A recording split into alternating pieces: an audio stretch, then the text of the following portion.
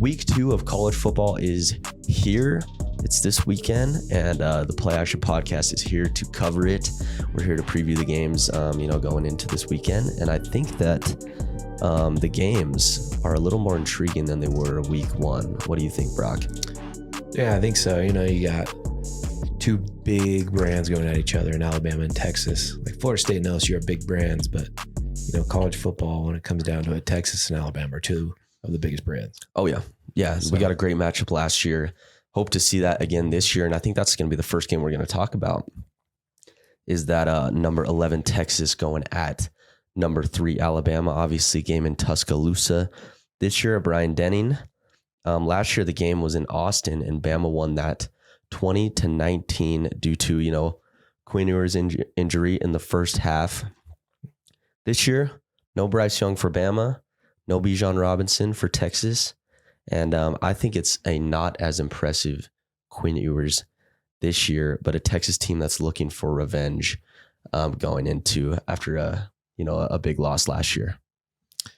Yeah, I think it's going to be a great game. Last year was a great game. It was a shame that Quinn Ewers went out so early in last year's game because he looked unstoppable for the first couple drives. He was giving Bama's defense troubles that you just don't see that often. Yeah, especially with how much talent was on that defensive side for Alabama. Yeah, and he just really made them look really, really vulnerable. And I think that was the first time I looked at Alabama and I was like, something's not really right. There's something about them that they're just not playing. They're not playing Alabama brand of football. And that was probably the first crack I started to see in Alabama. And then obviously Tennessee kind of exposed it a little bit more. And I think LSU kind of broke them a little bit last year. And they twisted the knife. Yeah. And that's ultimately what ended their season in not a playoff appearance. Yeah. You're saying Alabama dynasty is over? I don't think it's over because, if you got Nick Saban at your head coach, it's always going to give you a chance. He recruits better than almost anybody. And I'd even say he develops better than almost anybody. Yeah. If we had Paul Feinbaum on the pod, he'd be saying otherwise. Yeah, he's throwing that out there like you lose one game, dynasty's over. It's Kirby Smart era, it's Georgia era. So not quite yet. Well, yeah, and I think Nick Saban takes offense to all the Kirby Smart stuff. Yeah. I know it's keeping him up at night knowing that Georgia's had his number the last couple of years. So, I'm never going to bet against Nick Saban. He's a great coach. Probably you could argue the greatest of all time when it comes to college athletics. Yeah. Because his Alabama teams have just always been the gold standard. Yeah. They always bring those trophies home and obviously looking to do that this year. They got to start off with a big win against Texas this weekend. What are you kind of seeing in this matchup this year compared to last year? It's a weird one. Jalen Milroe got the start last week against MTSU, which was surprising to me because I thought the reason that Tyler Buckner was brought in, obviously new offensive coordinator, comes from Notre Dame, brings in the quarterback as well. I thought Tyler Buckner was going to get the start. I thought it was going to be Tyler Buckner's team. Didn't really quite pan out that way. Jalen Milroe played. He looked good. He looked good. Did everything he had to do against a team of that caliber. Yeah. Just play smart football. Get the ball in the end zone. Yeah. And that's what he did. He played really well. I think Texas is going to give him a whole different kind of test. Oh, yeah. Because they're going to really challenge him to beat them in a multiple different ways. Yeah. He's not going to be able to just, run the ball and plow over some people. He's going to have to, throw the ball effectively and he's going to have to be accurate with it. Yeah. So that's a really interesting side for the Alabama offense. And then for Texas on offense, this is probably the most hostile environment you've played in. Oh, yeah.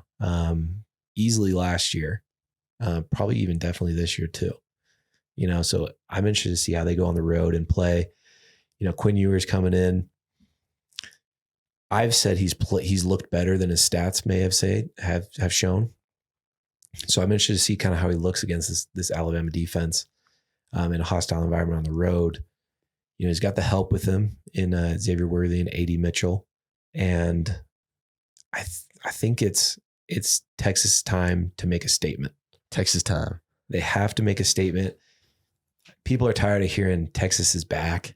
People want to see it. People want to see Texas be back. No one wants to see it more than the actual fan base because that's a very critical, Longhorn fan base. I mean, if they lose tomorrow or they lose on Saturday, I'm going to be nervous for, the feedback they're going to be getting from their own fan base. So hoping, potentially for a Texas win in for that. But who do you got winning this one?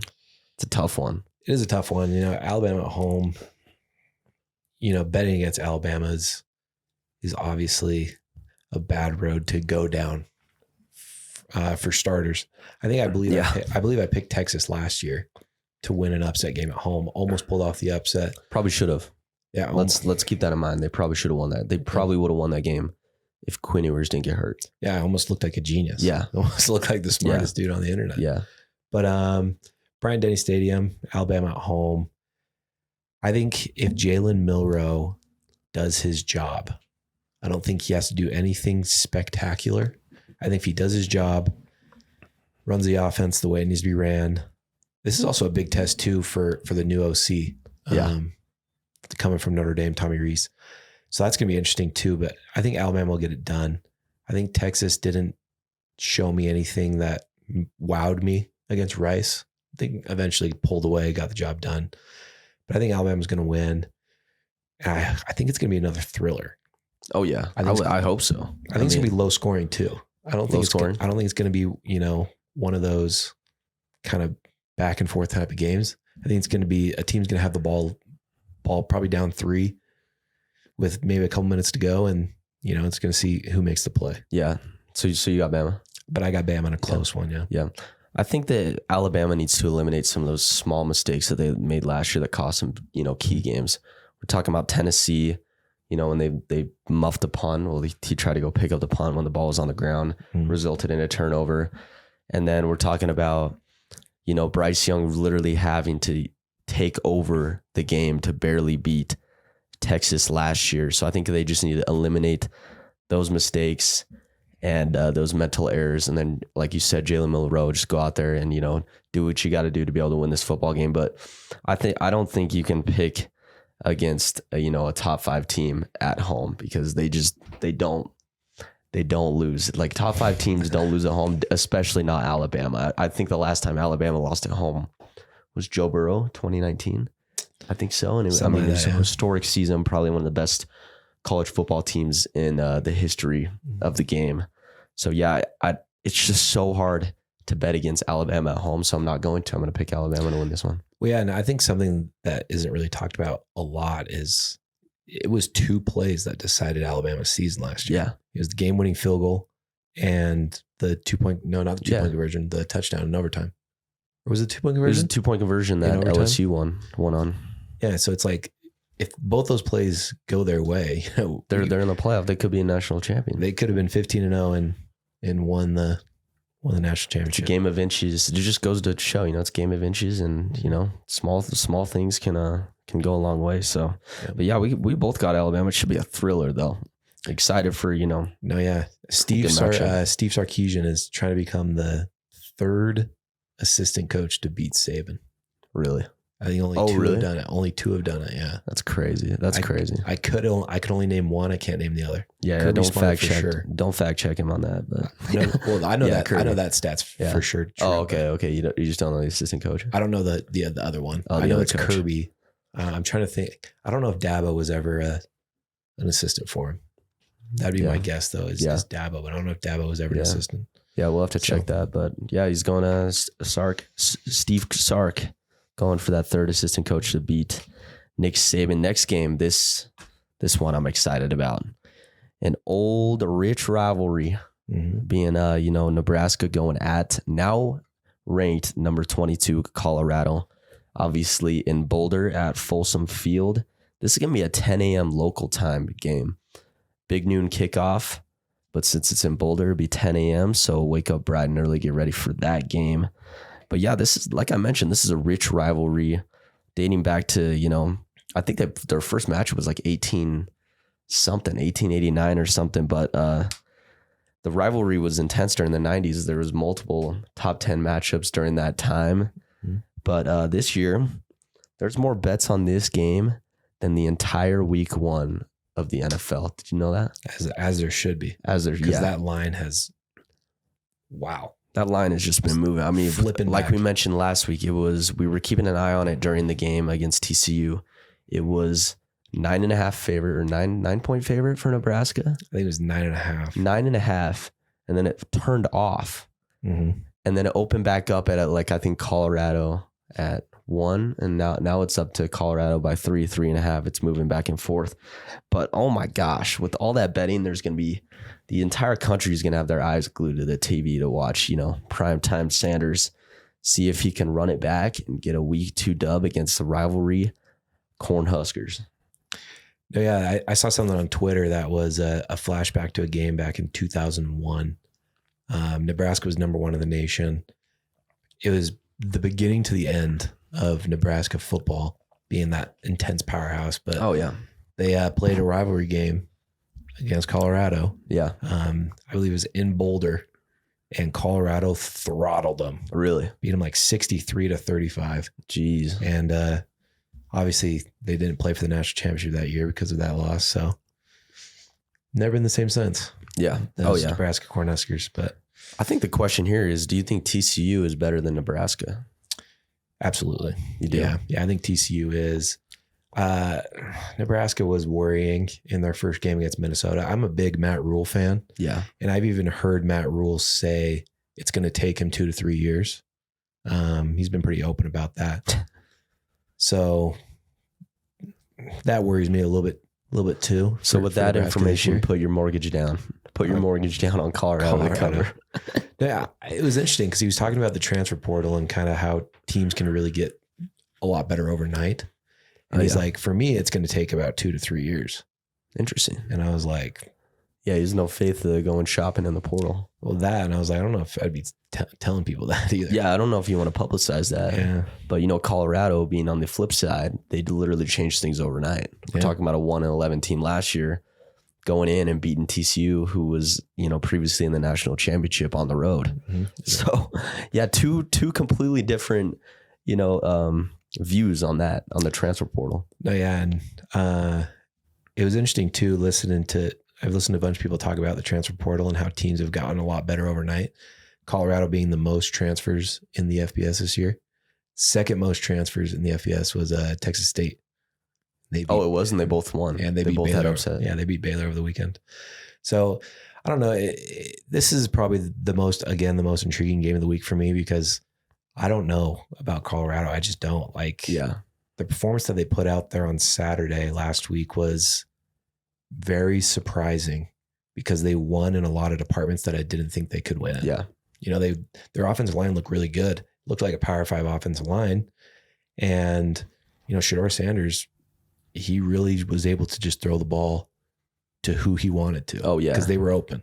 Yeah, and he was making great plays. So I don't know if that's a testament to maybe how bad TCU was or is Colorado legit? And, I go back and forth every day. I was like, is TCU not good? Is Colorado not good? But the TCU team scored 42. Yeah. They looked pretty good on offense for the most part. So this is going to be a real interesting game because Nebraska cannot score.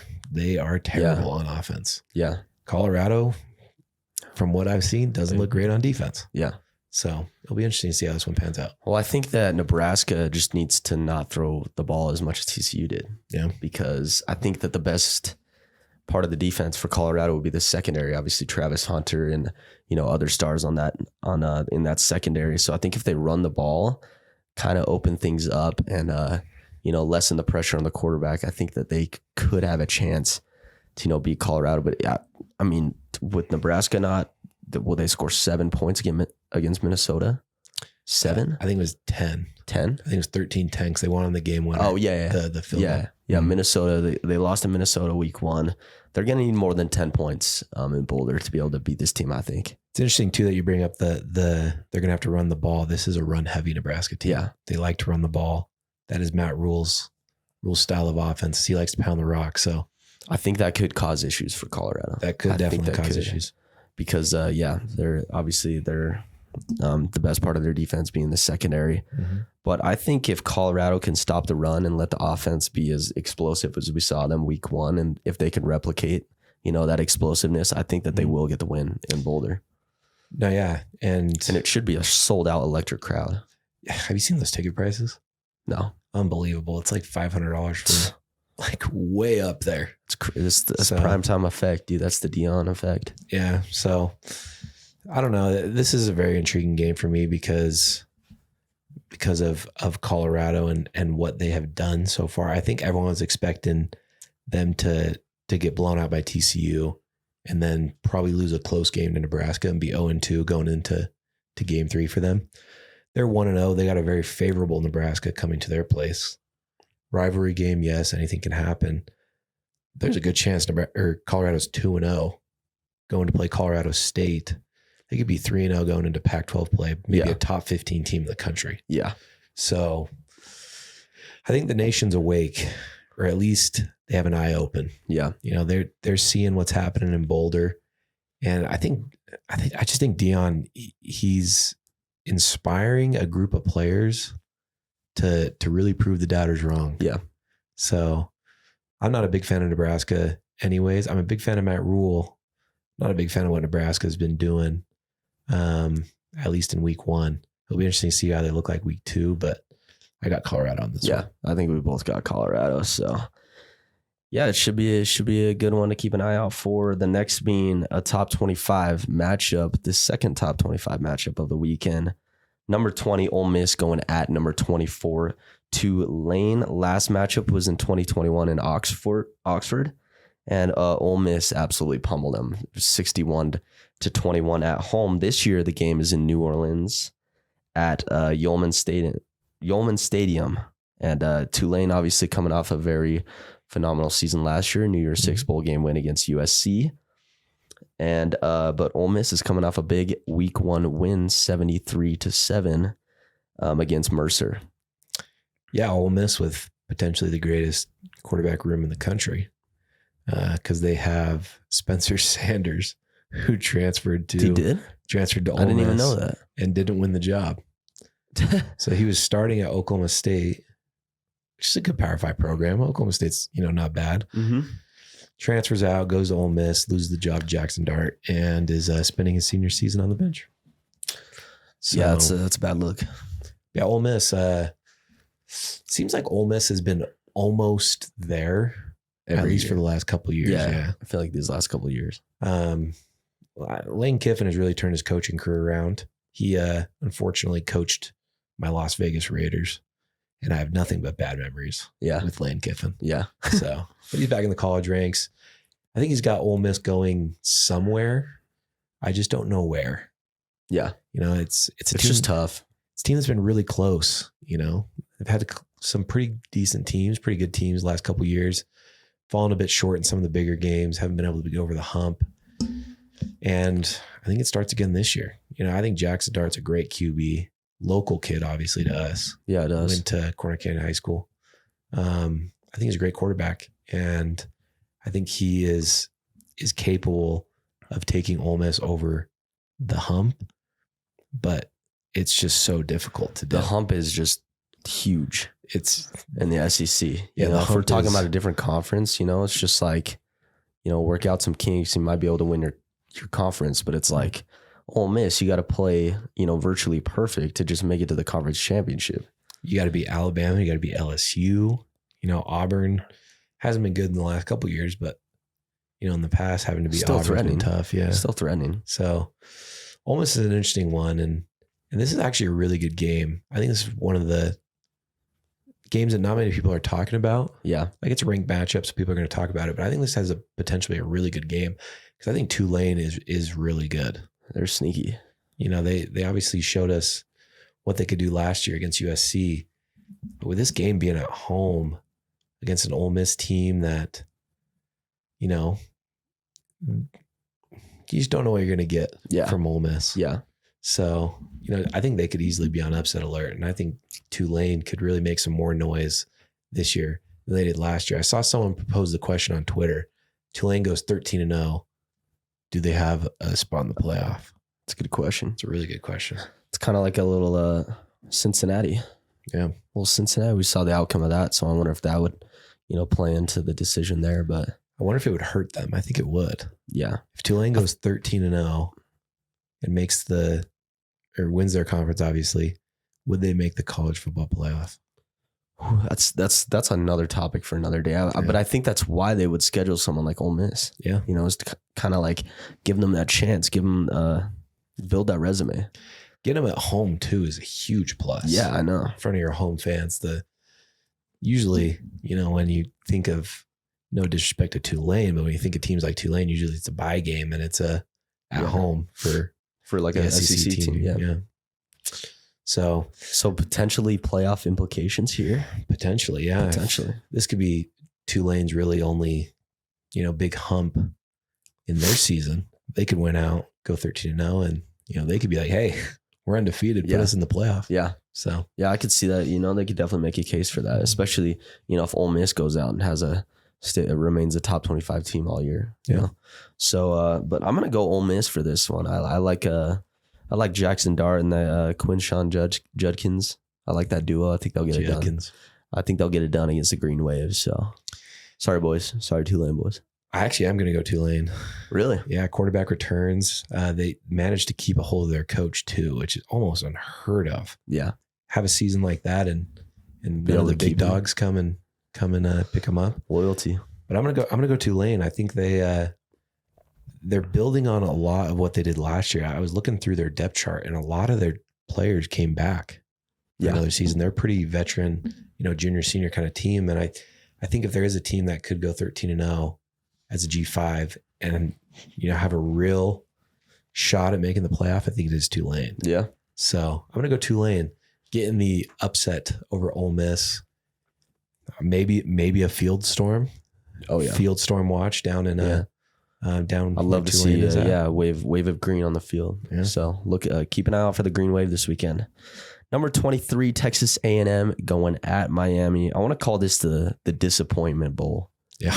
The disappointment bowl, because you know, both teams have lots of talent. They reel in, you know, pretty impressive recruiting classes every single year, and they've just been extremely disappointing these last few years, especially last year. So, you know, to see Texas A&M sneak their way in the top 25 and, you know, head to Hard Rock Stadium to play Miami, I think this is going to be, this is just a weird, strange matchup. Yeah. Do you have that score from last year? I don't know. I think it was a low scoring game. I can't remember what it was, but, yeah, I remember last year being, it was a ranked matchup. Miami was like 13th, I want to say. Oh, Texas. 9-17. Yeah, I knew it was something like that. It was something ugly, yeah. Because Tyler Van Dyke was getting Heisman shouts. Everyone was like, Miami might be back. Yeah. And then they went out, played a Texas A&M team who the week before lost to Appalachian State. Yeah. And they lost. Yeah, didn't even score a touchdown. Yeah, Tyler Van Dyke, disappointing. His Heisman campaign went off the rails that day. So, yeah, I remember this game. This was a terrible game last year. And I have absolutely zero doubt in my mind that it might be a terrible game again this year. Yeah, I feel that. I don't have faith in either of these teams. I'm sorry. Nope. But, you know, based off of what I saw last year, Texas A&M, not even bowl eligible, you know, even though they had the number one recruiting class in the country coming in last fall. It's just, I don't have faith in either of you. And I hope that you guys turn things around, because, you know, this would be a good start to your year if you go out and you get a big win. Well, Devon Achane for Texas A&M was the reason they won games last year. Yeah. You know, he's gone. He's NFL bound. So, you know, I don't know. Texas A&M is going to really have to start getting this thing moving. Yeah. You know, we talked a little bit last year about how, you know, the clock's running out down in College Station. Like, they're going to have to really get things going, because the NIL money is there. It's there. You know, they got all the resources to be one of the best teams in college football, but performances on the field haven't really shown that. How would you feel as a donor, dropping all that money and just, you know, not even getting to watch your team playing a bowl game? Yeah, that would be, my donation would be on hold. Yeah. for the following season. I'd be requesting a refund instantly. Well, and it's even all those players that they paid to, a bunch of them hit the portal. Yeah. And are elsewhere too. They got that bag and dipped. So yeah, I don't know. College Station, They're trying to relive some of that Manziel magic, but Yeah. it hasn't quite been there. Yeah. Yeah. I feel you. I got Miami just because of home field advantage. Go Canes. I think Canes are going to be looking for revenge after last year. Very disappointing loss as they were trying to build a pretty good season. But yeah, I got the Canes at home. Yeah, man, I don't know if I can pick a Jimbo team at least right now. Yeah, it's tough. Jimbo's Texas A&M haven't been that great. Their quarterback did look good though. I can't believe they're ranked. They play in the SEC. Yeah, they play in the SEC, so they get that freebie. 6-6 SEC teams are equivalent to 13-0. Yeah, teams elsewhere. So yeah, exactly. So, but I don't know. Texas A&M, they look good in their openers against New Mexico. Didn't really do anything too special. Quarterback did his job. They did look really good on the offensive line though, which, if you win in the trenches, you always got a chance. Yeah. So I'm going to go Texas A&M to do the sweep over Miami. Beat them last year at home, looked terrible. This could be a game that bounce back. They look terrible again. Bounce back. But I don't know. It hasn't really worked out for Miami, but I think Texas A&M gets it done.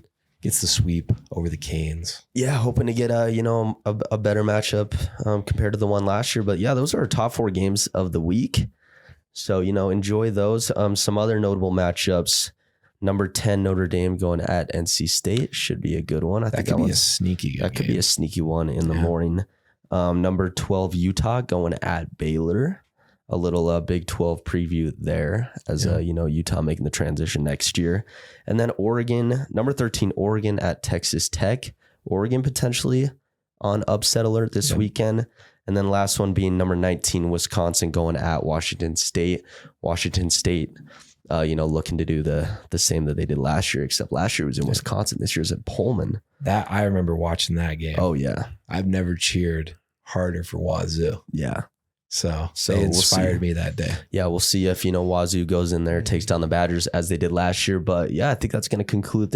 Anything else? Any crazy news? Anything like that? Ah, man, I can't think of it. It's actually been it's been a pretty quiet week. Yeah, for the most part. Everyone's got their college football fix again. Week 1 was good, and it's kind of just the calm, preparing for week 2. Yeah, and I'm excited. I'm glad football is back. Enjoy your weekend. Thank you guys for tuning in. Make sure you follow the socials. We've been active on there, posting 2 to 3 times a day. So check those out at the Play Action Pod on Instagram, Twitter, everything else. And we'll catch you guys for a recap next week.